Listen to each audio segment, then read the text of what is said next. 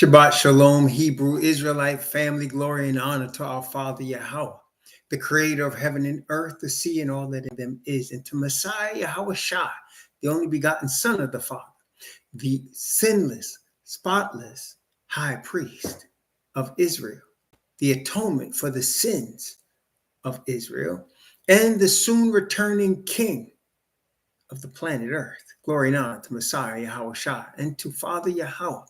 Greetings to the 12 awakening tribes of the children of Abraham, Isaac, and Yashar'al, and to the precious souls among the Gentiles that have received the truth of the true Hebrew people in the face of false Hebrews, as well as the Messiah, Mashiach, and Father Yah, and having received the Father's righteousness, now are part of the family. Greetings. Greetings to the people in the chat, JJ Glasgow, Sister Love Blue, the Organic Fanatic Show, Sister Jillian Glasgow, Sister Azarayat by Israel, Isha Shama and Frankie, Brother Superstar, and Sister also Nadia Wade, Brother Baldy Thorpe, Yakoba Ban Yasharal, Brother Gary Joseph Strict 66, Brother Stephen Kelly, Brother Michael Morris. Greetings and Shabbat Shalom to all of you. We're going to continue our study in These Be the Words 2025, the book of Deuteronomy. And tonight, as we're looking at chapter 20, it's going to teach us, of course, some things for us. It was the children of Israel going into the promised land, and Moses, the intercessor between Father Yah and Israel, the messenger of the covenant for them, letting the children of Israel receive his final address before he was put to sleep, right before the children of Israel entered into the promised land. Just like Methuselah died right before the flood, and Noah's father died right before the flood. Both of them passing away the year of the flood, and Noah entering into the ark with the rest of the family and them being delivered from the flood. Now Moses was about to be put to rest, and Joshua, Yahweh Shai of the tribe of Ephraim, was going to lead the children of Israel into the promised land the first time. Now we understand this last time that's coming upon us in the next 7 years, Yahweh Shai is going to lead Yashar'al into the promised land. And he says himself, the gates of hell shall not prevail against it. Praise the Most High. So as we're looking at chapter 20, the first thing that we're going to see here, and we're looking at Deuteronomy chapter 20, the first thing Moses reveals in this section of These Be the Words, Deuteronomy chapter 20, first thing he reveals here is not to be afraid of your enemies, not to be afraid of your enemies. Let's take a look in Deuteronomy chapter 20. When thou goest out to battle, verse 1, against thine enemies, and seest horses and chariots and the people more than thou, be not afraid of them. For Yahweh thy Most High is with thee, which brought thee up out of the land of Egypt. This is the thing, brethren. When we overcome in every area, we overcome. When we overcome our sin and our habits of sin, when we overcome fear, it always starts with faith. And you know what the scripture says in Hebrews chapter 11, verse 1. Now faith is the substance of things hoped for, the evidence of things not seen. So our faith, it should be a little, I would say, easier, because the evidence of things not seen is not going to be and is not our experience. What do I mean? Our faith gets stronger the more experience we have with the Father. And when I mean the more experience we have with the Father, what I mean is the more times you personally have been delivered by the Father. You can yourself know situations, circumstances where you know it was the Heavenly Father that brought you through. So these situations and circumstances that you have in your own life that you know, build up, and I'm going to use a funny word for this, but bear with me.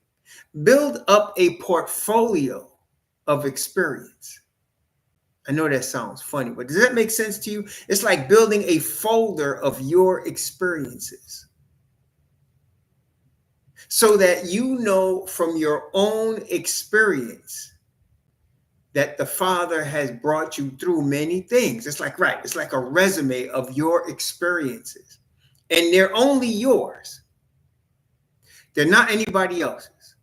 They're yours. You can know times when the Father has shown himself to you. You can know times where you had to trust in something from his word. Again, that's why I say, please read his word. Start in Genesis and read through to the book of Revelation. And when you get done doing that, do it again and keep doing it. Keep praying to the Father.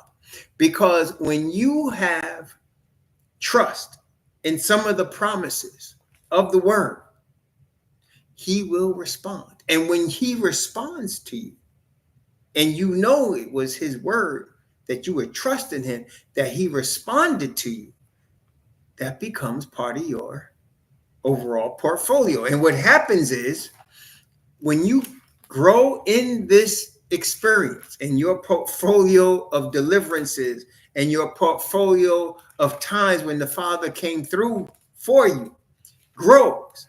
Now, when it's time to stand in a few years from now, you won't be standing because you have had no evidence. You know, faith is the substance of things hoped for, the evidence of things not seen. No, you will have evidence. And this is the thing. We know that the Father doesn't carry us through these things only to drop us later. If he has brought you through certain situations, then you know he's going to continue to bring you through certain situations as long as you trust him. As long as you trust him. Okay? As long as you keep trusting him, he's going to keep delivering you. And so once you have a portfolio of experiences and you are receiving the Spirit of the Father and you are growing in the grace of the Father, when it comes time for you to really stand, like if any of us had to stand for our lives before a firing squad, and they will bring back firing squads. If you had to stand for your life before a firing squad, you can have confidence that at that moment, you know grace will be given you. Just like the story there was a book, and it was called Fox's Book of Martyrs. It's a book that a historian wrote about martyrs that he witnessed either personally or that he heard about through third parties. And these book of martyrs were mostly testimonies that happened during the Dark Ages, during the medieval, they call medieval ages of the rule of Rome. And I read that book. And there was one testimony where, and I'll never forget this, there were two men on their way to the stake. Now, the stake was a stick, a branch or a tree in the ground. They would tie the intended martyr to the stake. They would put flammable brush and kindling and pile it up around the stake. Then sometimes they, as they did in William Tyndale's case, they strangled him first because they were afraid of what his last words were going to be. So before he said, Lord, please open the King of England's eyes. And when he said that, they strangled him. So they didn't want him to say anything else.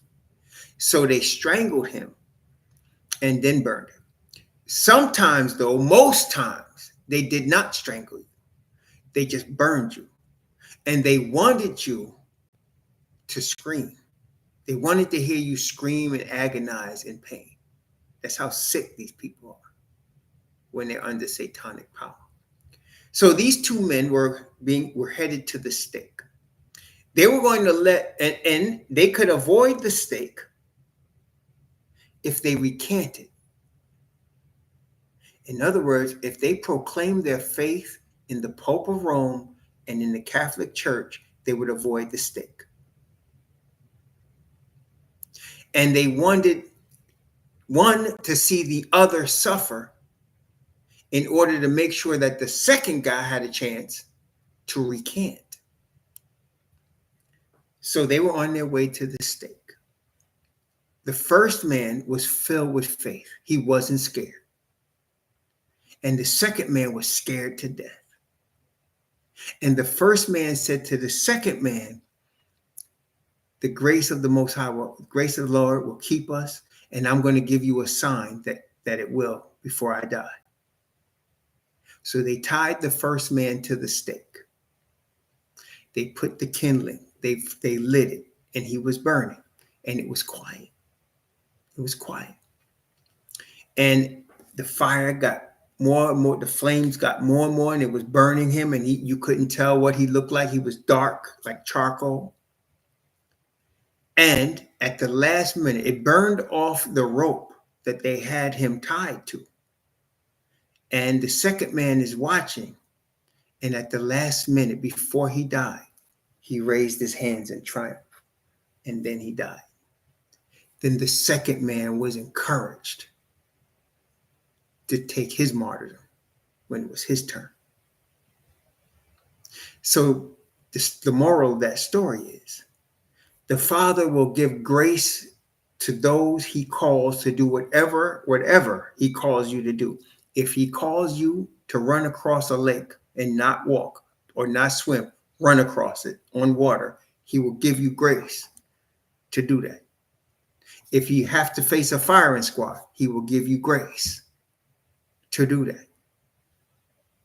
And so these experiences that we have of faith build up our faith and our trust in the Father, so that when it's time for us to take our stand, we can do it. You know, again, many times when I was in the SDA church, I'd have a brother or sister, usually a brother, come at me quietly, privately. Do you see what's going on in the church, brother? Yep. Somebody needs to say something about it. And I said, I'm going to say something. And he would say, well, I got your back if you do. Nobody ever had my back. I would stand up and speak, and all of a sudden, nobody would say anything. And I'd be looking like a fool. But I would stand firm and tell them what it was. Anyway, and I became the person that wants to take over the church. While the brothers that knew they said they were going to stand by me never did. And that wasn't no martyrdom. That wasn't anything like that. That was just standing up in front of people for the truth. That wasn't going to do nothing to you. We're going to be standing in front of people that want to kill us. And we're going to need real grace for that. Trust in Yhwh with all thine heart, and lean not to your own understanding. In all thy ways, acknowledge him, and he will direct thy paths. 2 Peter chapter 1. 2 Peter chapter 1. I'm going to begin at verse 1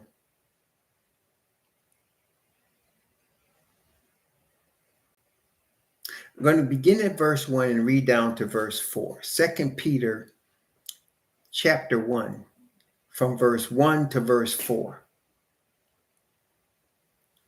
Shimon Kapha, a servant and an apostle of Yahweh Mashiach, to them that have obtained like precious faith with us through the righteousness of Yahweh and our Savior, Yahweh Mashiach. Grace and peace be multiplied unto you through the knowledge of Yahweh and of Yahweh our Master, according as his divine power hath given unto us all things that pertain unto life and godliness, through the knowledge of him that hath called us to glory and virtue, whereby are given unto us exceeding great and precious promises. This is what we need to learn when we study the word. What are the exceeding great and precious promises that you personally are going to trust in? When you're reading through your Bible, my suggestion is when you come across a promise that hits you personally, underline that thing and remember it and claim it for yourself. Exceeding great and precious promises, that by these ye might be partakers of the divine nature, having escaped the corruption that is in the world through lust. You and I are naturally born with a human nature, right? You and I are naturally born with a human nature. But this verse is talking about being partakers or sharing of a divine nature. Messiah was of or is of a divine nature. That is a higher level of nature. That is higher than human nature. That is supernatural. Third level nature. That is above human nature. And it says that when we trust and believe and know the promises, the precious promises of Yahweh, we become partakers in a divine nature. We become partakers in the nature of Messiah. Praise the Most High. And with respect to our enemies, let's take a look at some great and precious promises. Isaiah,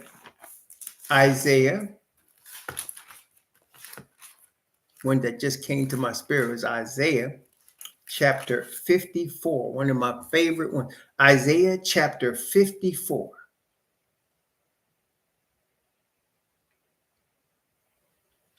I'm going to begin at verse 15 of Isaiah chapter 54.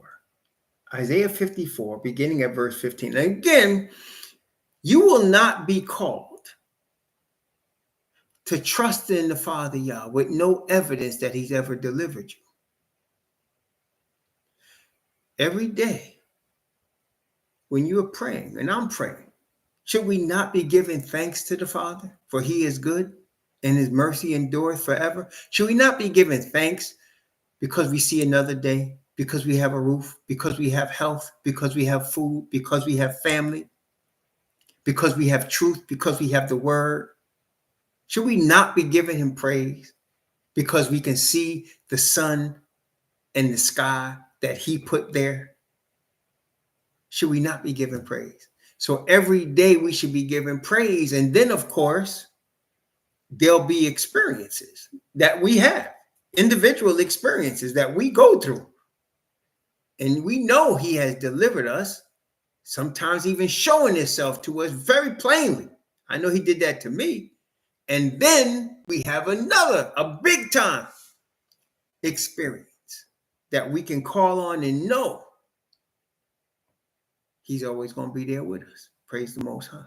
But here, Isaiah 54, from verse 15 to 17, behold, they shall surely gather together, but not by me. This is our enemies.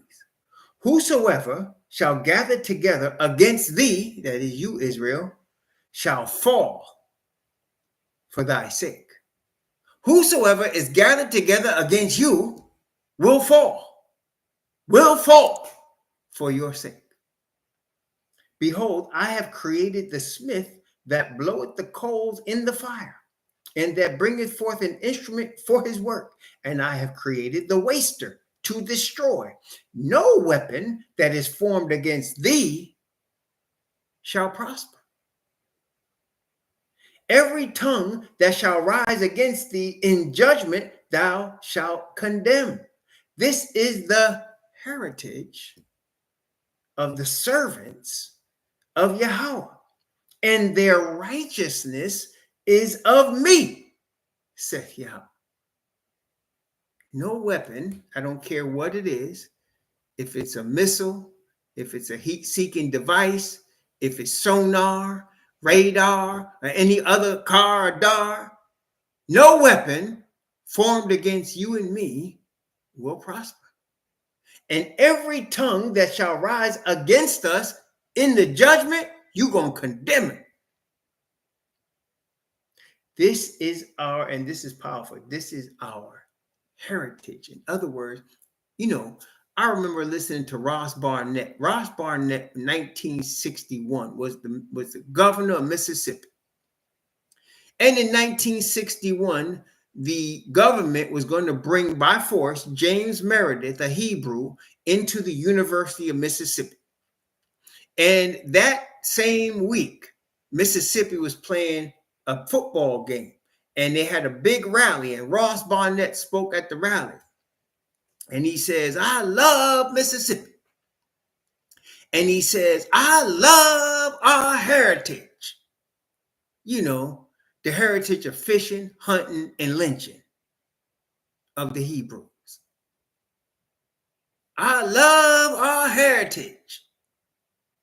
Well, the Father is telling you and me, our heritage is to overcome any weapon formed against us.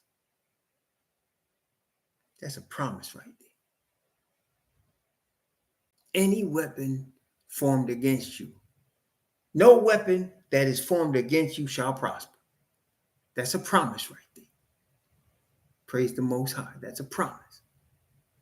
And every tongue that shall rise against thee in judgment, thou shalt condemn. This is the heritage of the servants of Yhwh, and their righteousness is of me. So therefore, we have perfect righteousness. Praise the Most High. Praise the Most High. That's what I mean. When you come across promises and, they hit you, keep that promise, man. Like that for you personal. That's your personal promise. Like I said, the time I saw an angel was because I was claiming the promises of the blessings of Deuteronomy 28. I was scared to even read the curses, honestly. And I thought to myself, look, I ain't going to be falling away from the Most High. I'm going to serve the Lord all my life. So let me study these promises. And one of the promises was, thou shalt lend unto many nations and shalt not borrow. And me, in my childlike faith at the time, I took that and I thought I would never have to borrow money. Of course, I have since then. But that particular time in my life, I was really serious about never borrowing money from anybody. But if I didn't have it, I didn't have it. If I couldn't buy it, I just do without it. That's the way I thought at the time. I think I was about, I was about 23, 24 years old then. Childlike faith. So one day I was in a cab coming from Kennedy. I had $20 in my pocket, and I figured that would be enough. At the time, this was 84, 85. This be enough for me to get from Kennedy to the front door of my apartment building in Manhattan. Well, I'm in the car and I'm seeing $16, $17, $18. And I knew, and we weren't in my neighborhood yet. I said, oh, shoot, we're going to go over my $20. So we got to the front of the building, little Spanish short man. And I said, listen, I got this $20. He said, I need $10 more. I said, and I knew in my mind, I said, okay, I got $50 in the envelope in the drawer in my apartment. I'm going to go get it. He said, your bags are staying in the car until you bring back this money. I said, it's no problem. I'm going to go upstairs and get it. I'll be right back. So I'll go into the apartment. Mommy's in the shower. I go into the drawer where the envelope was, and the envelope was empty. And I was shocked. I said, Mommy, what happened to the $50 I left in the drawer? I yelled through the door into the shower. She said, oh, I had to go shopping. I went food shopping. Now, the next day, we was going to get paid. So I understood why she did that. It was a Thursday. We was getting paid on the Friday. But at that moment, I did not have any money. And that man was sitting outside with my bags in his car. I was mad now because I had a neighbor. And I called him. And I said, bro, you got $10 I can borrow till tomorrow? And he said, sure, man. And he had a 12-year-old boy, and he sent the boy. He said, I'm going to send Sean with the $10. I said, okay. So I was mad now. And I was on the second floor of the building. So I walked down the stairs. I didn't take the elevator. And I'm talking to myself, mad. I was mad because I said, Lord, you said I would never have to borrow. You said that I would lend. And I wouldn't have to call nobody for money. Look, I got to call my neighbor for $10 because I had the $10 I put, and I was just like that. And I'm walking down the stairs yelling just like that. So when you come down the stairs in my building, stairs on either side, the east and the west. And in the middle of the building was the elevators. So I came down the stairs, and the elevators in the middle of the building. And as I came down the stairs and I'm walking toward the elevators, and the front door of the building was right in front of the elevators, like maybe 20 feet in front of the elevators was the front door of the building. So I get down the stairs and I'm yelling just like that. I'm getting mad. I'm mad. And as I get off the stairs, there's this tall man at the elevator. Like he's standing there at the elevator. And he's not just standing at the elevator. He's looking at me. Tall, dark-skinned man. Never forget. He had dark shades on. It was July. He had dark shades on. He was over 7 feet tall. And he had dark shades on, and he was dark-skinned. And he was smiling. He was looking at me smiling. And I caught myself at that moment because I realized I was almost cursing and swearing. I was so mad. And I smiled back at him. And he said, yo, he said, Brother Tar, how you doing? Now, I'm very familiar. I had lived in the building by that time. Shoot. I had been in that building on and off for at least 10 years. My mother lived in the building from 72. At that time, it was 85, right? And I would be there visiting my mom. Then I took over the apartment. So, tall, smiling. Brother Tar, how you doing? And I said, whoever this is, I don't want to be a bad witness. And it hit me that he knew my name, and I didn't know him. He said, how's your wife, Judy? I don't know this dude. How's your son, Joey? So as I'm going to ask him, who are you?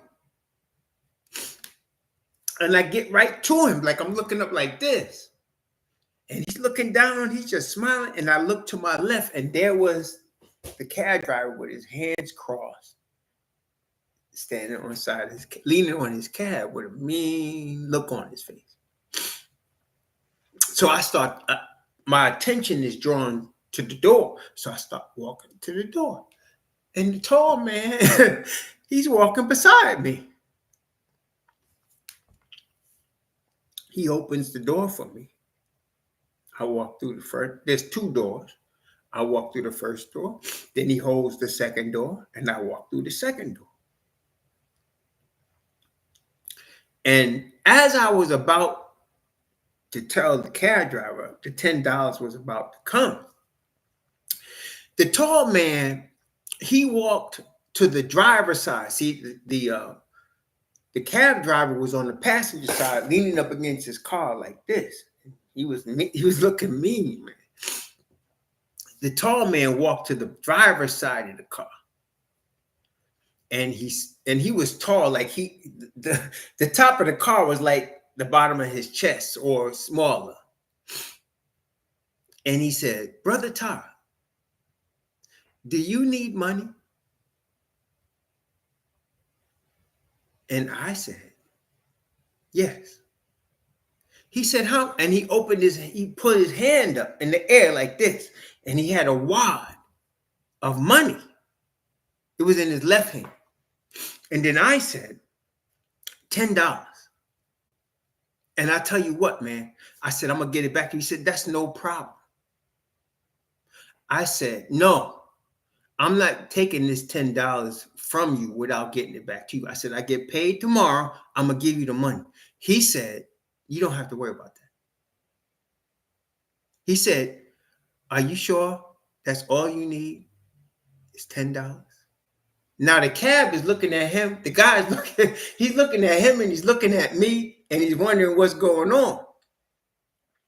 So he took his right hand and he pulled off like that.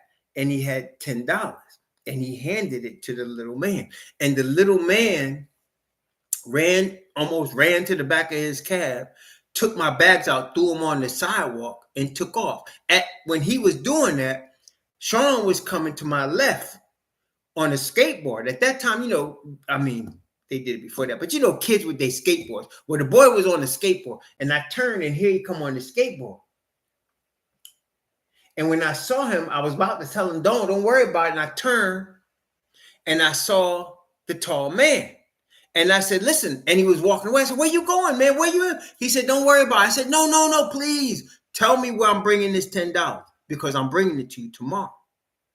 And he named, I forgot the apartment number, but he gave me the apartment number. And I repeated, he said, "Yes, bring it there." I said, "Okay." So I did get paid. And then I turned back to Sean and turned around and he was gone, like just disappeared. So I remember the apartment number. The next day, I went and I got paid. My wife got paid. I got paid. We both got paid. I got my money. I got a card. And I said, "Thank you for coming through for the Glasgow family." And I put the $10 in the card. I put it in an envelope. I sealed it up. And I went to the apartment that he told me. And when I got there, I knocked on the door. Nobody answered. I knocked, rung the bell. Nobody answered. And this was on Sunday. This was on Friday, right? I rung the bell, knocked on the door, nobody answered. So I took the card and I slid it under the door and went back home.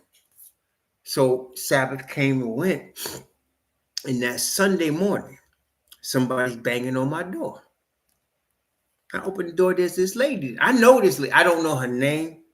But, after being in the building for a long time, like I said, everybody that lives in the building. So if somebody said that they live there, if they live there because you know everybody in your building, right? So I knew everybody in my building. And I recognized this lady. I didn't know who she was, but I did know she liked to go to Atlantic City every weekend and gamble. But I didn't know her name. So she said, "You Glasgow?" And I said, "Yeah." "Why?" And she said, "You gave me this envelope." I said, "The man," she said, "Son, I don't live with no man. I don't know no man."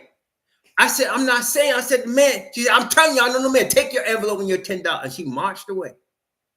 And when I turned around, my mommy was jumping up and down. That was an angel. Jumping up and down. See, I will never forget that. I will never forget that. I saw that.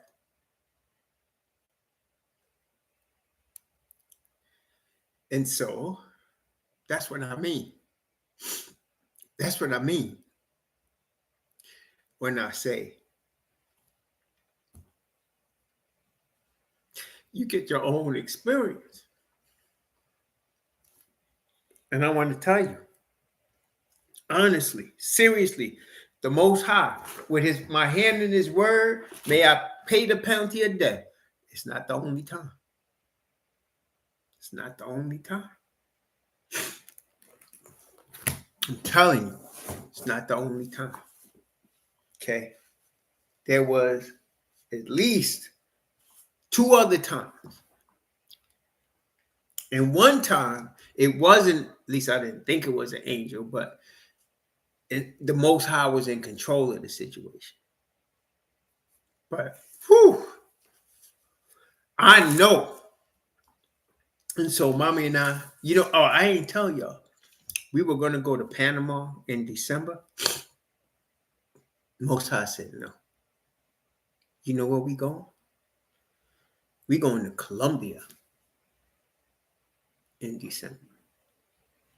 And this brother from Colombia been bugging me to come there. And when I told him, he was rejoicing. But I told him it was the Most High changed it.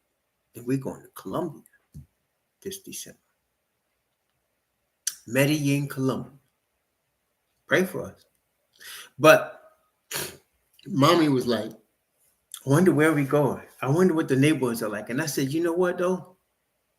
He has never sent us someplace bad. We moved many times. Since Mommy and I been married, 1, 2, 3, 4, 5, 6, 7. We moved 9 times. In 41 years, we moved 9 times. Okay? And every time, it's always been safe. It's always been nice. Every time. We moved 9 times. And so I know that wherever we move, he got us. And I know where, like I've told y'all all the time, when he sends you somewhere, you don't necessarily have had any plans to go to that place, but he has plans for you to go there. And he's always going to watch over you. He's always going to take care of you, just like he has before. Praise the Most High. Praise the Most High. Praise the Most High. Yeah, man, this brother, this Hebrew brother, me and Harriet were talking to him a few years ago. He started bugging out on some doctrine, so we said we're gonna bow out. We were in like like we have on WhatsApp, and we decided both he and I talked. Said, look, let's just bow out this group, man. And we didn't want to argue with them. We just said we're gonna bow out the group. Especially when one of them, it wasn't him, but one of them said, well, you shouldn't be, King James Bible is not inspired. You should be reading the Septuagint. And I said, okay, you know what? I'm about this group. This supposed to be a group of Hebrews. But I was like, and Harriet was saying, he said, I'm feeling the same thing. I said, yeah, man, I'm not into this, man. So we just bowed out. But this guy was in there. And ever since, that was a few years ago, like 4 or 5 years ago. And ever since then, he's still like, he'll send me a note, brother, how you doing? Brother, let's stay in touch, blah, blah, blah. And so he's the one, when I said, we thinking about going to, please come to Colombia. The brethren will be waiting for you, man, blah, blah, blah. Because apparently they've been listening to some of these Bible stuff. So I said, we going to Panama, the Most High. He said, all right, just keep praying, man. One day maybe. And then when I told him, Spirit told us we going to Medellin, my wife and I, and this is another thing, my wife and I will get the conviction at the same time. Because, the Most High talked to both of us. And after 41 years, you got to expect that, right? So I said, Mommy, I'm getting the Spirit saying we shouldn't go to Panama. She said, I'm glad you said it. She said, because I don't think we should go. I said, I'm feeling like we should check out Colombia. She said, you know what? Let's go. The thing is, the man is the leader, right? But you do not, at the peril of your soul, you never ignore a woman's intuition. Do not do that. Do not. It will always bite you in the behind. And this is what I learned. So when she said, yeah, let's go, I was like, oh, shoot. Because I was feeling convicted that we should go. And then she said the same thing. I was like, okay, we going.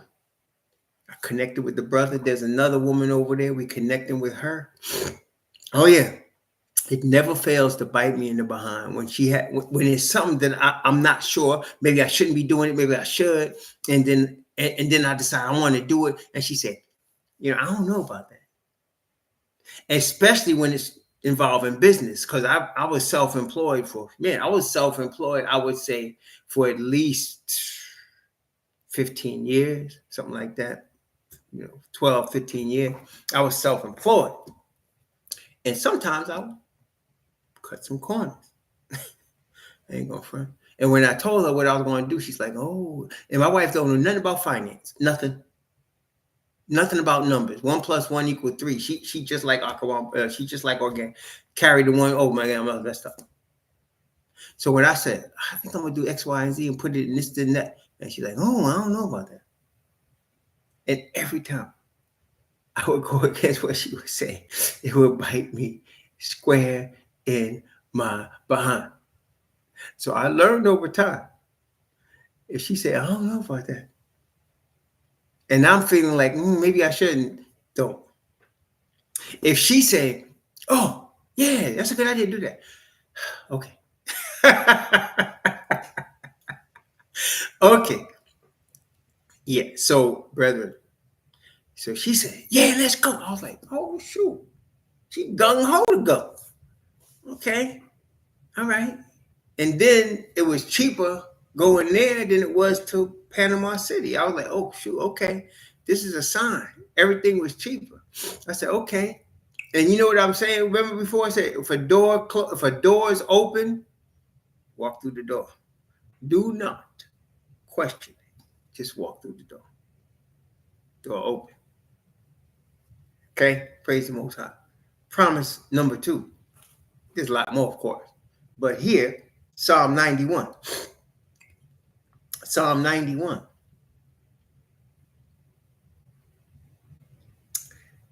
From 1 to 7. Psalm 91 from 1 to 7. He that dwelleth in the secret place of the Most High shall abide under the shadow of the Almighty. I will say of Yhwh, he is my refuge and my fortress, my Most High. In him will I trust. Surely he shall deliver thee from the snare of the fowler and from the noisome pestilence. He shall cover thee with his feathers, and under his wings shalt thou trust. His truth shall be thy shield and buckler. Thou shalt not be afraid for the terror by night, nor for the arrow that flieth by day, nor for the pestilence that walketh in darkness, nor for the destruction that wasteth at noonday. 1,000 shall fall at thy side, and 10,000 at thy right hand, but it shall not come nigh thee. Only with thine eyes shalt thou behold and see the reward of the wicked. Praise the Most High. Today I'm driving down the Florida Turnpike, and there's a little bit of hold up, like a little traffic, not a lot, a little bit. And the reason for the traffic is there was this military, I guess it was a truck, was carrying another military truck. Okay, so they had this giant truck that, one of them trucks that carry pieces of houses. It was carrying this military vehicle. I knew it was military because it was all green, that green stuff that they use. And so I looked at this vehicle, man, and I'm telling you, the tires of this vehicle was at least 8 feet high. That was just the tires of the vehicle. It was like maybe 10. It was big. And I was like, dang. Like, I don't know, like even building tires like that, building a vehicle that's that big, I was like, dang. And I realized that that's the kind of stuff they're gonna have coming at us. Most High got us. That's the kingdom of mine. I said, Most High God is. No matter what they get. I don't care what their weapon is. I don't care what they have. The Most High God. See, brethren, this is what happened. And we know. This is Numbers. Numbers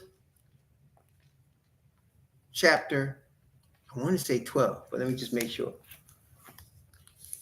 Numbers chapter 13.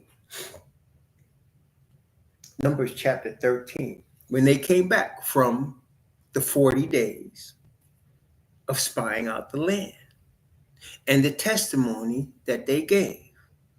Notice, Numbers chapter 13, beginning at verse 23.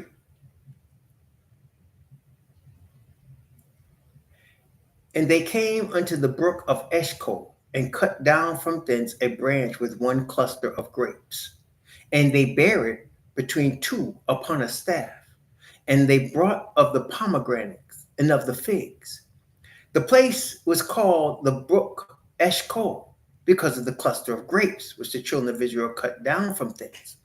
And they returned from searching the land after 40 days. And they went and came to Moses and to Aaron and to all the congregation of the children of Yasharal unto the wilderness of Paran, to Kadesh.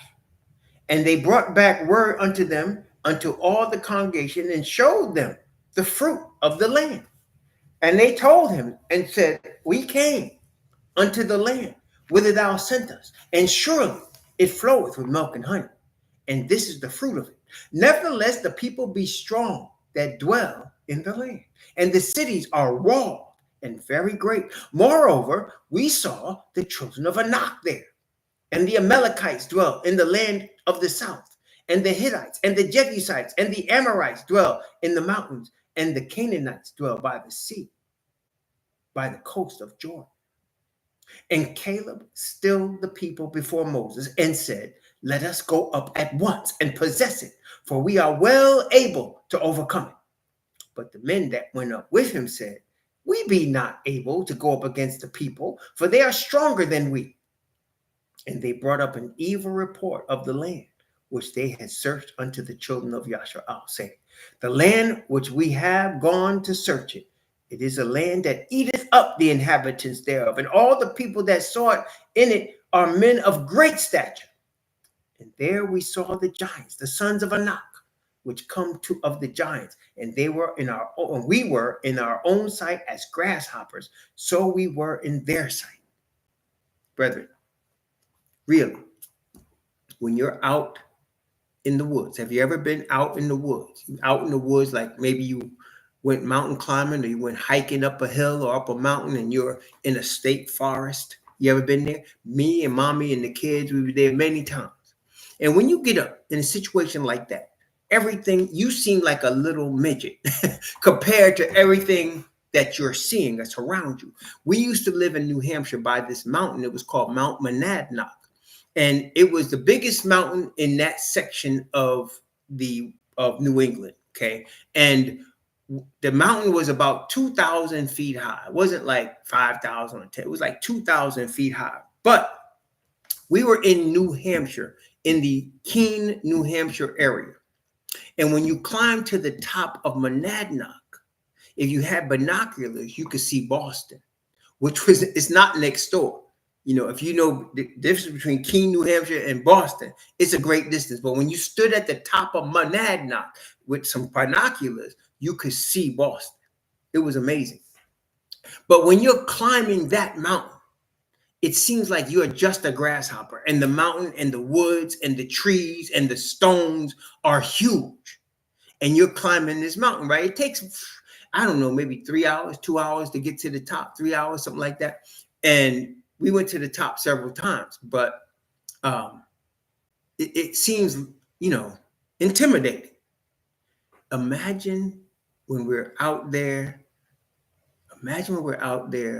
fleeing from our enemies at the command of the Father. And we're in jungles or we're in mountains. It's going to look intimidating. But we must know from now, if the Father called us to go, he will keep us as we go. Just like here. Again, chapter 14 of Numbers, chapter 14, from verse 1 down to verse 10. And all the congregation lifted up their voice and cried, and the people wept that night. And all the children of Israel murmured against Moses and against Aaron. And the whole congregation said unto them, would the Most High that we had died in the land of Egypt, or would the Most High that we had died in this wilderness? And wherefore hath Yahweh brought us into this land to fall by the sword, that our wives and our children should be a prey? Were it not better for us to return into Egypt? They said one to another, let us make a captain and let us return into Egypt. And Moses and Aaron fell on their faces before all the assembly of the congregation of the children of Yashar'am. And Yahushua, the son of Nun, and Caleb, the son of Yaphunneh, which were of them that searched the land, rent their clothes and spake unto all the company of the children of Yashar'am, saying, the land which we passed through to search it is exceeding good land. If Yahweh delight in us, he will bring us into this land and give it to us, a land which floweth with milk and honey. Only rebel not against Yahweh, neither fear ye the people of the land, for they are bread for us. Their defense is departed from them, and Yahweh is with us. Fear them not. But all the congregation bade stone them with stones, and the glory of Yahweh appeared in the tabernacle of the congregation before all the children of Yashar'am. This is faith, Caleb and Joshua. Their defenses are departed from them.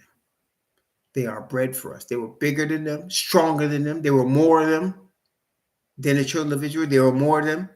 They had them outnumbered, outgunned. And Joshua and Caleb said, they're bread for us. Their defenses are departed from them. Yahweh delight in us. He'll give us the land. This is what we're going to need. That's what we're going to need, brother. Recount all the times he delivered you. Remember them. That's what you're going to need. Because you know what? The Most High brought me and you, and I can say this with confidence. Tell me if I'm wrong. The Most High brought me and you through a lot of crap, didn't he? I mean, through a lot of times when we was in trouble, he brought us through. So if you can say that he has delivered you, the question my wife and I always ask us, and we say you should ask yourself this question: has he delivered you all them times just to drop you at the end? Does that make any sense? Has he delivered you all them times to get you to now, just to drop you now? He ain't going to drop you. If he has delivered you in the past, guess what? He ain't going to stop. That means if he delivered you, he's got purpose for you. And your expectation shall not be cut off. Praise the Most High. And we trust in the promises of his word. We got the record right here. Not only this record, but our own record we got. And so we know he has never brought you through something that he knows in the future he's going to bring you through again. You have never been delivered for him to all of a sudden at the end say, okay, you know, I'm tired of delivering you. I'm going to drop you now. That don't even sound right. Right? That don't even sound right.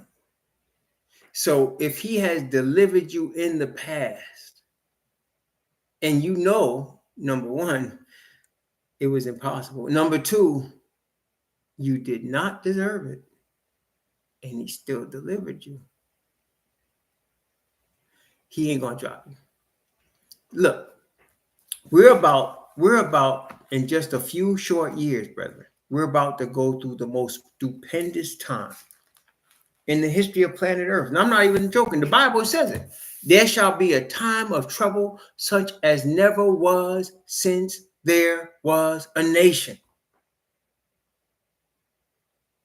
And it also says there in Daniel chapter 12, verse 1, thy people, Daniel, he says, shall be delivered.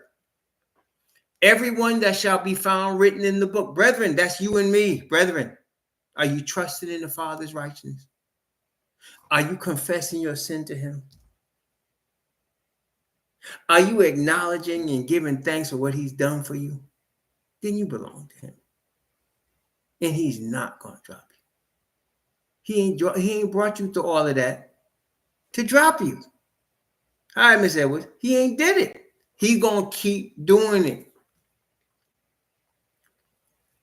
All you got to do, the worst, really the most scariest thing, honestly, seriously, for me to tell y'all, is that you forget what he's done for you. You forget. Just like the children of Israel, listen, he had them walk through the Red Sea. He killed all the firstborn of Egypt, the whole nation's firstborn, every man, woman, child, and animal's firstborn. He killed them all. And he delivered the children of Israel because of some blood of lamb over their doorpost. He led them through the Red Sea. They stood at the foot of Oreb and heard his voice and forgot all that when they got to the borders of the promised land. Forgot all that. Only Caleb and Joshua remember. Now, brethren, you and I, again, we're brought into existence for this time. And we're brought into existence with the experience of the word. I mean, never mind our own personal experience, which we have. But I'm talking about, we just read what happened with our brethren. These are our ancestors. And look what they did. And for us, we learn from that. We learn from that. And we pray for the grace. The Bible says, hope always to the end for the grace that is be brought unto you at the revelation of the Messiah. Praise the Most High. As obedient children, praise the Most High. We are right now being prepared for that time. And when it come on you and me, and it's going to, trust your father. Trust your daddy. He ain't going to let you go. Trust your daddy. Trust his word. And just because we do that, that makes us different from the rest of the planet. The rest of the planet do not trust the Father. Because if they trusted the Father, they wouldn't be chasing us. They'd be with us. So they don't trust the Father. What makes us different is we trust the Father. We know that he is. For he that cometh to Yah must believe that he is. What is your name? I exist. Tell him I exist, sent you. I exist. We must believe that he is, and that he is a rewarder of them that diligently seek him. Praise the Most High. Now, Deuteronomy chapter 20. Let's go back there from verse 1. From verse 1.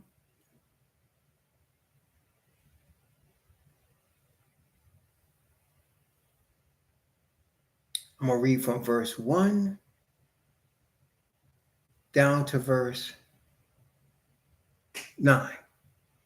This is Deuteronomy chapter 20 from verse 1 down to verse 9. When thou goest out to battle against thine enemies, and seest horses and chariots and people more than thou, be not afraid of them. For Yhwh thy Most High is with thee, which brought thee up out of the land of Egypt.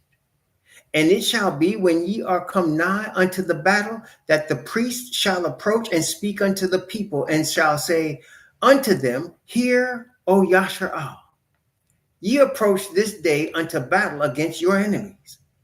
Let not your hearts faint, Fear not, do not tremble, neither be ye terrified because of them.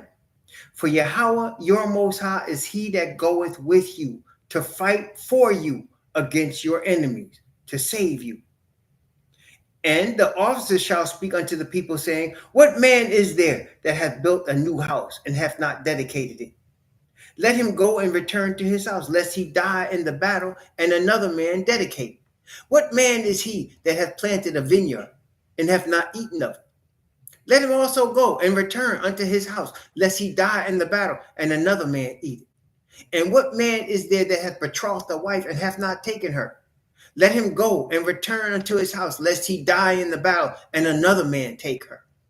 And the officers shall speak further unto the people, and they shall say, What man is there that is fearful and faint-hearted?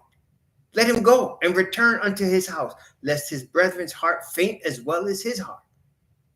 And it shall be, when the officers have made an end of speaking unto the people, that they shall make captains of the armies to lead the people. So, can't have nobody scared.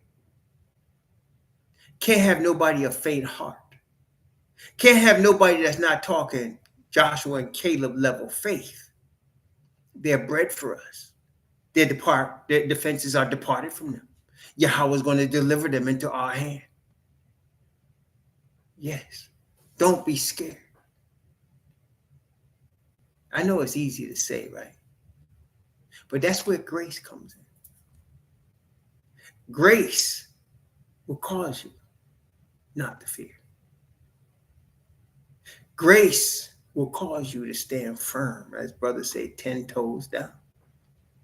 The Bible says about the apostles that with great power they preached the word of the Messiah, and great grace was upon them all. That grace will cause you to stand bold and firm in the hottest battle. That grace is what caused Hananiah, Mishael, and Azariah to stand firm in front of Nebuchadnezzar and say, we don't got to think about this. No, we're not bowing to your statue. And if you throw us in the fire, okay. If the Most High wants to, he could deliver us out of your hand. And he did. Praise the Most High. That's us, brethren. That's us. See, when you understand that's what's coming, then really, what else matters? You know what I'm saying? What else matters? When you understand that's what's coming, listen, that's what you got to be praying for right now. Confessing your sin and asking the Most High, deliver me from whoever, whoever, deliver me for your name's sake, for your righteousness' sake. Praise the Most High. Yes. Now, the next part of Deuteronomy chapter 20 is how our brethren dealt with our enemies. Now, I like to use, again, a holistic view of the Bible because I've heard people say some things which I did not agree with because I have read the Bible and I read differently. For example, I heard people say, and tell me if you've ever heard this, the white man is Esau. Esau is the white man. Have you ever heard that? Esau is the white man. Have you ever heard that? That's been taught a lot. I remember I was with my cousins in Brooklyn one day, and we were talking about, the conversation got on the black man in America. And I said, the biggest problem for the black man in America is white Jesus. Now, at that moment, right, there was one cousin that had never met before. And the reason we were all cousins is because my grandfather was brother to all of their grandfathers, and there were 7 or 8 of them. And all of our grandfathers had children on top of children. So we had lots of cousins. So this particular one, my grandfather's name was Cecil. And he said, don't know no Cecil. And everybody said, you remember Cecil? And he said, don't know no Cecil. Another, he's looking at me, I don't even know if you in the family. I don't know no Cecil, right? I liked him right off. He had his hat on sideways. This dude was about 60 years old, had his hat on sideways, had a little cane, walk with a tip. I said, I liked him already, right? So he was quiet. He said, don't know no Cecil. So then when I said the biggest problem of the black man in America is white Jesus, it's like somebody threw water on him. He jumped up and he said, Esau is the white man. And he started shaking my hand. And then we became tight. But that was the first word. He said, Esau is the white man. And that's what the teaching was out in the street. Esau is the white man. Now, why is that incorrect? Because the people that call themselves white come from Europe. And the Europeans are children of Yhwh. Right? Y'all got that? That's Genesis 10. So those are children of Yhwh. And we know that the Edomites, the Amalekites, are the Ish people, which are, yes, of the children of Yhwh. But you can't say all of the children of Yhwh are Esau. They're not all Esau. The Bible tells you who is Esau. How does it say? Because it tells you what Esau will do. Esau tries to, not Esau. It tells you what Yhwh will do. It says Yhwh will try to dwell in the tents of Shem. It says that the Edomites, Edomia, will take over Yah's people's land. Didn't it say that? It said, and Esau is going to be enemies to Jacob. Jacob I have loved. Esau I have hated. And there's one particular group of people within Esau, Brother Organic Fanatic just said it, that are Edomites that fit that description. They're called Amalekites. They went into the land that belongs to us. They claim to be us. They dwelling in our tents. But they're not us. And we know who they are. That's not all white men. That's just them. Right? But that's what I mean, see? So so now with that doctrine, the reason I brought that up is because with that doctrine, people say all white people are going to be our slaves in the kingdom. That's a blanket statement. And now we're going to read the different things that will happen to the children of Yhwh who are our enemies, mostly, but not all. Not all. Okay? So, there were children of Yhwh that were in Rome that received Paul's message. Yep. There were children of Yhwh that were in Corinth that received Paul's message. See, Rome is Rome, Italy. Corinth is in what's now Turkey, Philippi, Ephesus. There were children of Yhwh there. Cornelius was an Italian man. And the angel said, go get Kaffa, and he's going to teach you. So not all of them are going to be our slaves. Some of them will. But you'll see based on the situation. Let's take a look. Let's take a look at the three different situations. One is the obvious one. There's going to be a bunch of them. The majority of them are going to be destroyed. Let's take a look at Ezekiel chapter 38. Ezekiel chapter 38.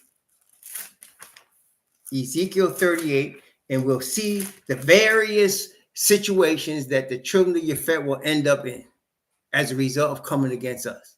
This one here, Ezekiel 38, beginning at verse 1. Ezekiel 38, beginning at verse 1. I'm going to go from verse 1. Oh, wait, no, that is 38. I'm sorry, 39. Sorry, Ezekiel 39, beginning at verse 1. Ezekiel 39, beginning at verse 1.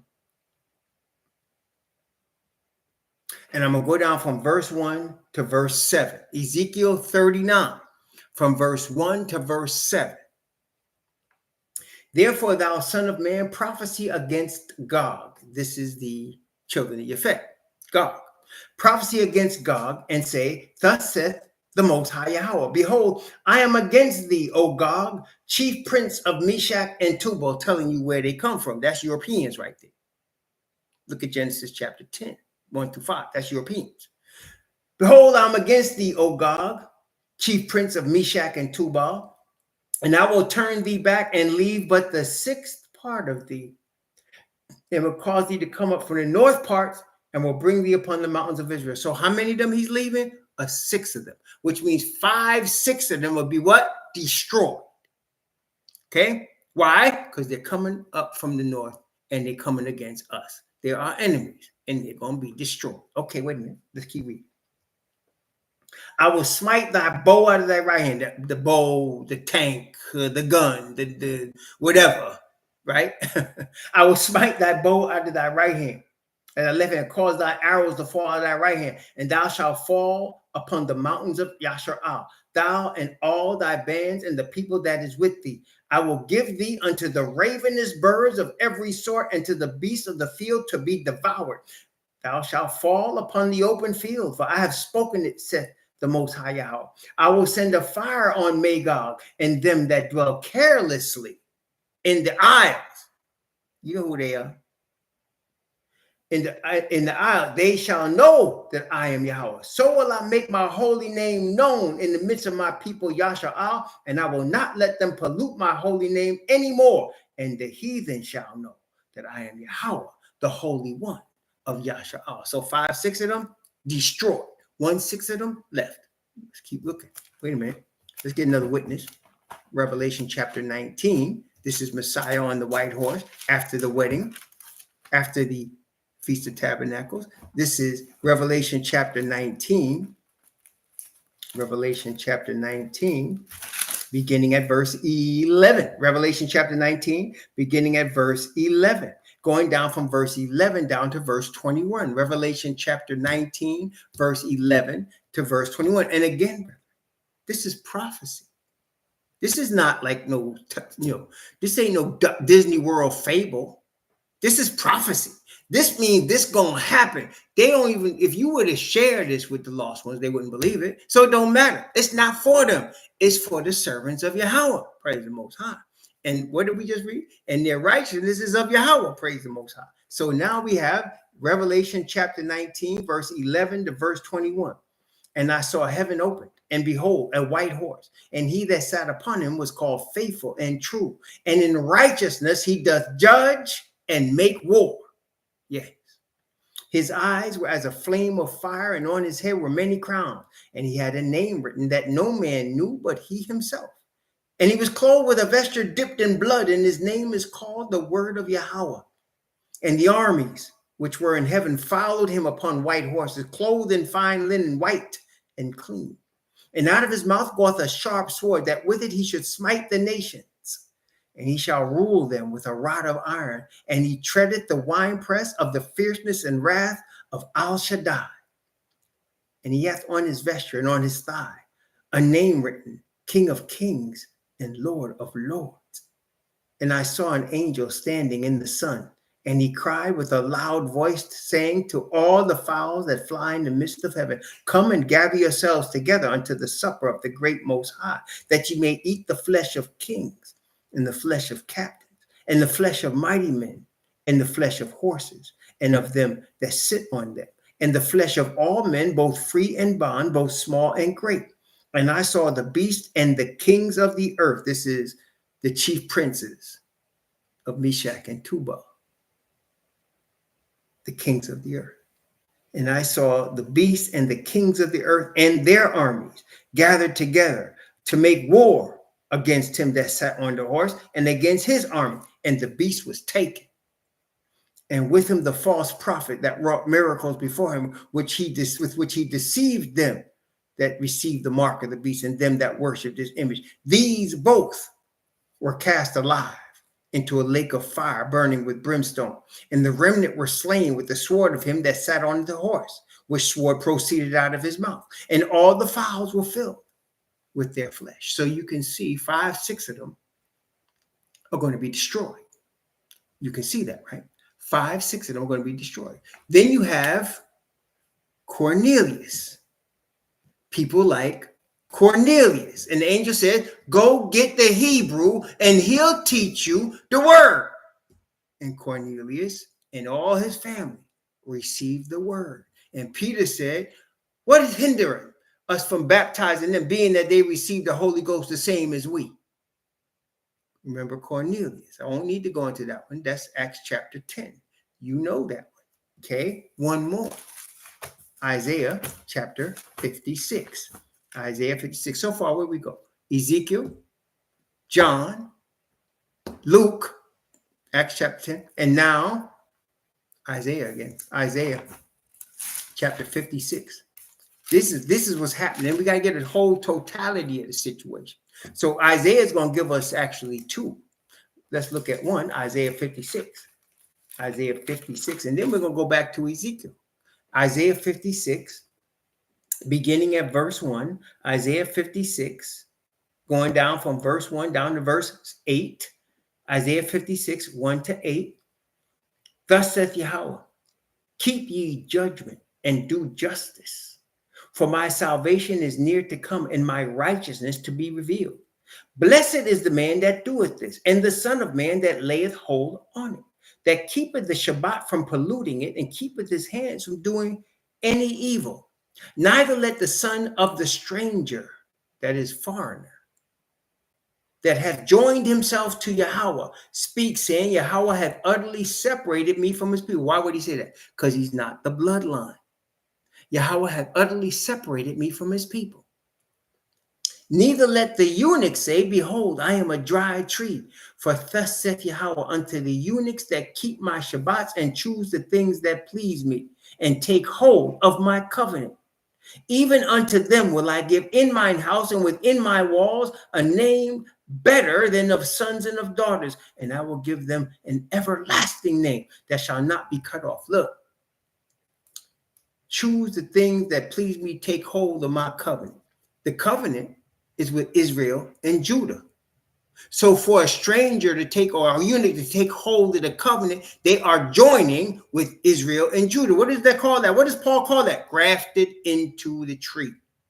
So with the strangers and the eunuchs that's grafted into the tree, that's what this is talking about. Okay, verse 6. Also the sons of the stranger, the foreigner, that join themselves to Yahweh, to serve him, to love the name of Yahweh, to be his servants. Every one that keepeth the Shabbat from polluting it, and taketh hold of my covenant. See, when he says take hold of my covenant, that means they receiving the true Israelites, because they can't take hold of the covenant without receiving the true Israelites. Even them will I bring to my holy mountain, and make them joyful in my house of prayer. Their burnt offerings and their sacrifices shall be accepted upon my altar. For mine house shall be called an house of prayer for all people. And the Most High Yahweh, which gathereth the outcasts of Israel, said, yea, I will gather others to him beside those that are gathered unto him. So there are those that receive the truth, and they come in with us. They riding with us. They not the bloodline, but they riding with us. They receive the truth. Y'all catching that? So they're receiving the covenant. That means they're receiving the truth. Okay, let's go forward. Stay in Isaiah for a second. Let's go to Isaiah chapter 60. Isaiah chapter 60. So there are those that are going to be destroyed. There are those like Cornelius and here these strangers that are going to receive the truth and be with us, right? So we see two. Wait a minute. We're going to get to the servants in a second, okay? But first, let's look at this. This is Isaiah 60, beginning at verse 1. Isaiah 60, beginning at verse 1. I'm going to read from verse 1 down to verse 5. Arise, shine, for thy light is come, and the glory of Yahweh is risen upon thee. For behold, the darkness shall cover the earth, and gross darkness the people. But Yahweh shall arise upon thee, and his glory shall be seen upon thee. The Gentiles shall come to thy light, and kings to the brightness of thy rising. Lift up thine eyes round about and see. All they gather themselves together, they shall come to thee. Thy sons from afar, and thy daughters shall be nursed at thy side. Thou shalt see and flow together, and the heart shall fear and be enlarged, because The abundance of the sea shall be converted unto thee. The forces of the Gentiles shall come unto thee. Yes, praise the Most High. So they will hear the word, they will be convicted of the word of the Hebrews, and they will come to the truth. We've already seen that. We've already seen that. We saw it in Memorial Day weekend. We saw it when we went to Dublin, Ireland. We saw it. Already happened. Okay? Already happened. These are different, right? These are not the same as the ones being destroyed, obviously, right? Now let's go to Ezekiel and finish this part off. Ezekiel chapter, I want to say 47. Ezekiel chapter 47. Yes, it is. Ezekiel chapter 47. Okay? I'm going to start at verse, let's see, 21. Ezekiel 47, I'm going to start at verse 21 and read down to verse 23. Ezekiel 47. This is the same group of people that's receiving the Hebrews, that's receiving the covenant, that's receiving the truth. So we got Isaiah telling us, Ezekiel telling us, and Luke telling us. Okay? Now, and of course, all of the letters of the Apostle Paul to the Gentiles, they're telling us. Okay? So now, this is Ezekiel chapter 47 from verse 21 down to verse 23. So shall they divide this land unto you according to the tribes of Yasha'al. And it shall come to pass that ye shall divide it by lot for an inheritance unto you, and to the strangers that sojourn among you, which shall beget children among you, and they shall be unto you as born in the country from among the children of Yasha'al. And they shall have an inheritance with you among the tribes of Yasha'al. And it shall come to pass that in what tribe the stranger sojourneth, there shall ye give him his inheritance, said the Most High Yahweh. So you're going to give him the inheritance among us, because they're grafted into us. Not everybody, but some of them. Now let's look at, there's another class though. There's another class, and Isaiah is the witness for this last class of people. Let's take a look here. Isaiah chapter 14. No, it's Isaiah chapter 13. Isaiah chapter 13. Isaiah chapter, no, it is 14. Sorry. It's Isaiah chapter 14. Watch. Isaiah 14 from verse 1. From verse 1, let's see. Down to verse 7. Yes. Isaiah 14 from verse 1 down to verse 7. Joel's our second witness. Isaiah is our first witness. Isaiah, and I'm sure there's more, but those are the two that come to my spirit now. But Isaiah chapter 14, verses 1 to 7. Isaiah 14, 1 through 7. For Yahweh will have mercy on Jacob, and will yet choose Israel, and set them in their own land. And the stranger shall be joined with them, and they shall cleave to the house of Jacob. And the people shall take them and bring them to their place. And the house of Israel shall possess them in the land of Yahweh for servants and handmaids. And they shall take them captives, whose captives they were. And they shall rule over their oppressors. And it shall come to pass in the day that Yahweh shall give thee rest from thy sorrow and from thy fear and from the hard bondage wherein thou wast made to serve, that thou shalt take up this proverb against the king of Babylon and say, how hath the oppressor ceased? The golden city ceased. Yahweh hath broken the staff of the wicked and the scepter of the rulers. He who smote the people in wrath with a continuous stroke, that ruled the nations in anger, is persecuted, and none hinder it. The whole earth is at rest and is quiet, and they break forth into singing. So they will be what? There's some of them that's going to be what? What did he say? Servants and handmaids. So let's recount what we just saw. 5-6 of them going to be destroyed. 1/6 of them going to be saved. Of those that are saved, some of them will be with us because they wouldn't receive this message before all this, and they down with us. Some of them are going to just give up, surrender, and they'll be servants and handmaids. Then Isaiah tells us a little more about that. Isaiah chapter 61. Isaiah chapter 61. I'm going to start at verse 5. Isaiah chapter 61 from verse 5. Wait. Let me start at verse 1. I'm going to start at verse 1. Isaiah 61 from verse 1.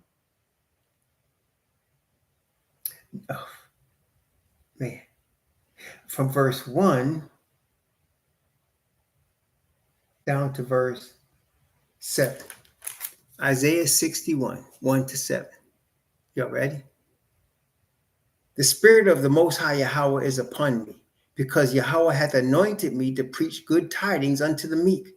He has sent me to bind up the brokenhearted, to proclaim liberty to the captives, and the opening of the prison to them that are bound, to proclaim the acceptable year of Yahweh, the day of vengeance of our Most High, to comfort all that mourn, to appoint unto them that mourn in Zion, to give unto them beauty for ashes, the oil of joy for mourning, the garment of praise for the spirit of heaviness, that they might be called trees of righteousness, the planting of Yahweh, that he might be glorified.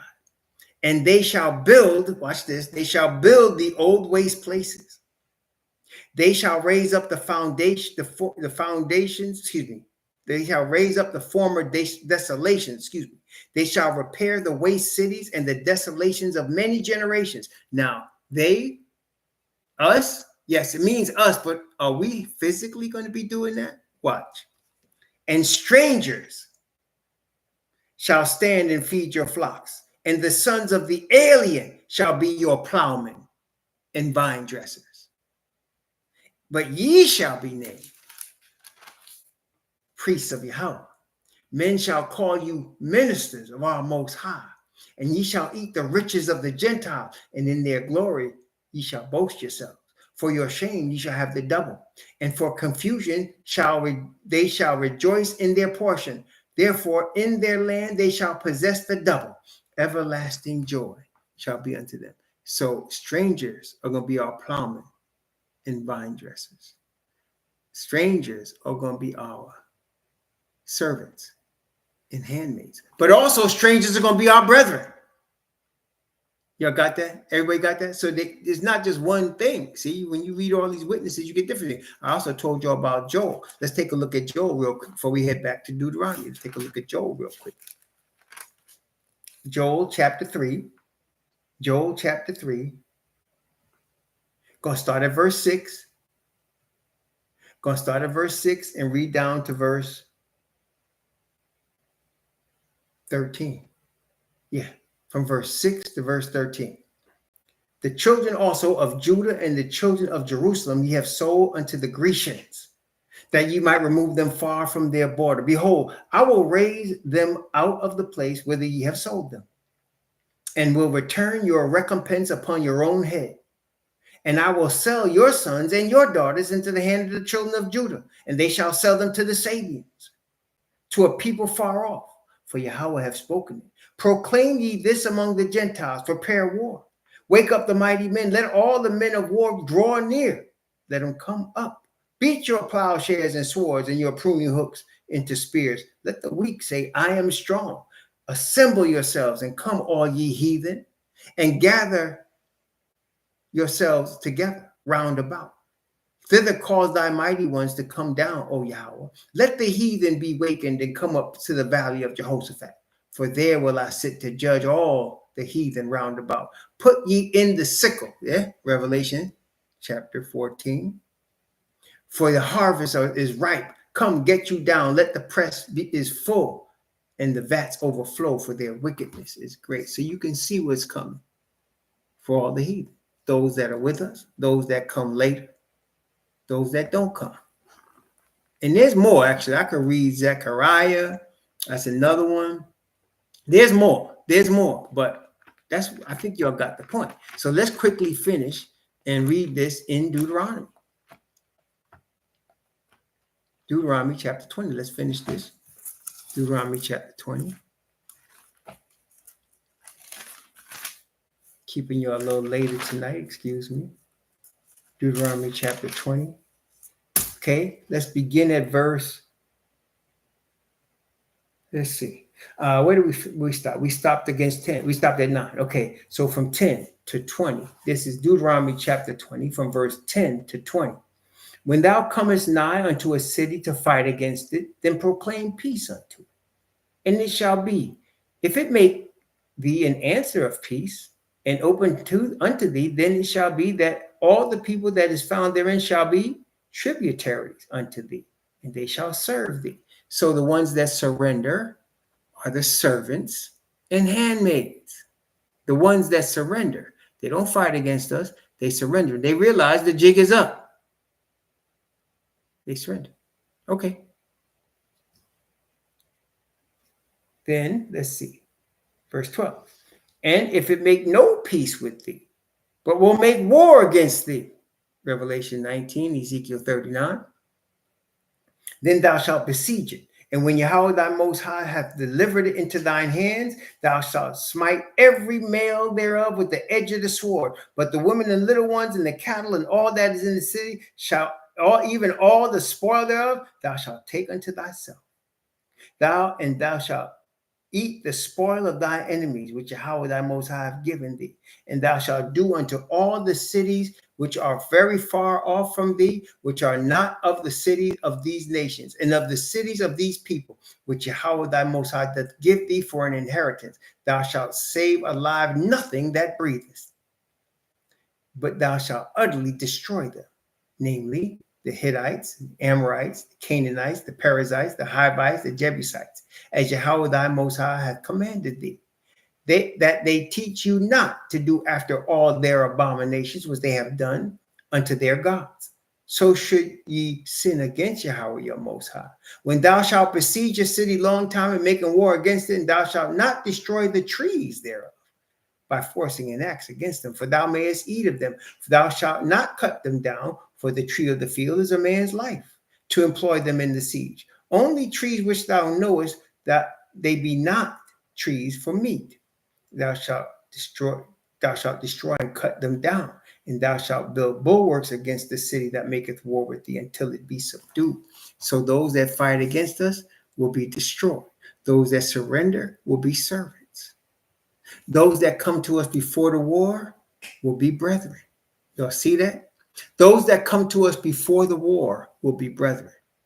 Like now, those that surrender at the time of the war will be our tributaries, our servants, our handmaids. Those that fight against us, the majority, will be destroyed. There's three classes. Just like for us, brethren, there's two classes.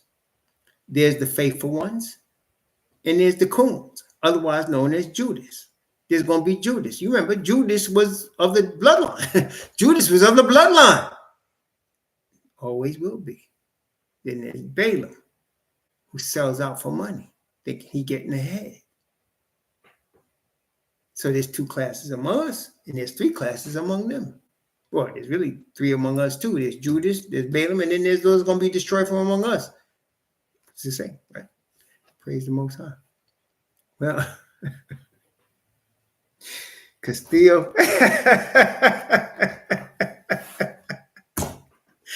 Oh, man. All right. That's right. The grafted, the surrendered, and the destroyed. There you have it. And wait, didn't we get all of it from here? Did we not get all of those things from here? Can you bear witness? We had Ezekiel, Isaiah, Moses, Luke. What else? John. And there's more. There's more. I just didn't go all of it. It's already late, but y'all get the picture. Y'all get the picture. Praise the Most High. The mouth of two or three witnesses, let every word be established. There it is. So now we see. Okay, now we see. And now we continue. That was chapter 20. And next we go into chapter 21 by the grace of the Father, Yah. In the meantime, may the Most High bless you and keep you. May he cause his face to shine upon you and be gracious unto you. And may he lift up his countenance upon you and give you peace. Shalom, family.